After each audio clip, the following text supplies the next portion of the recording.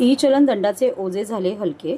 वाहतूक नियमांचे उल्लंघन केल्याप्रकरणी ई चलन कारवाईचा दंड प्रलंबित ठेवणाऱ्या हजारो वाहन चालकांनी नुकताच पार पडलेल्या राष्ट्रीय लोक अदालत उपक्रमाला उदंड प्रतिसाद दिला. त्यामुळे सरकारच्या महसुलात भर पडली असून ई चलन दंडाचे ओझेही हलके झाले आहे.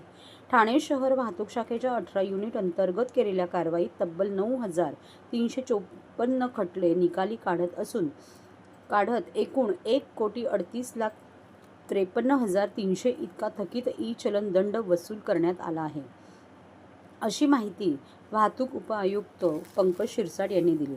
वाहतूक नियमांचे उल्लंघन केल्याप्रकरणी ठोठावण्यात आलेला दंड न भरणाऱ्या वाहन चालकांवर खटला दाखल करण्यात येतो, अशी प्रलंबित प्रकरणे निकाली काढण्यासाठी प्रमुख जिल्हा व सत्र न्यायाधीश S.B. अग्रवाल यांच्या मार्गदर्शनाखाली ठाणे जिल्हा विधी सेवा प्राधिकरणाचे सचिव रवींद्र पांजणकर यांच्या पुढाकाराने शनिवार 14 मार्च रोजी राष्ट्रीय लोक अदालतीचे आयोजन करण्यात आले होते. या अदालतीत तडजोडी अंती एकूण 9,354 खटले निकाली काढत असून वाहनधारकांनी एकूण 1,38,53,300 रुपये थकीत दंड न्यायालयात जमा केला आहे, अशी माहिती वाहतूक शाखेकडून देण्यात आली आहे.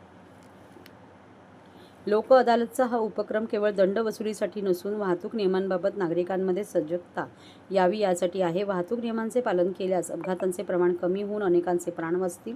शिवाय ई चलन दंडाचा भुर्दंड देखील बसणार नाही. तेव्हा प्रत्येकाने वाहतुकीचे नियम पाळून दंडात्मक कारवाई टाळावी.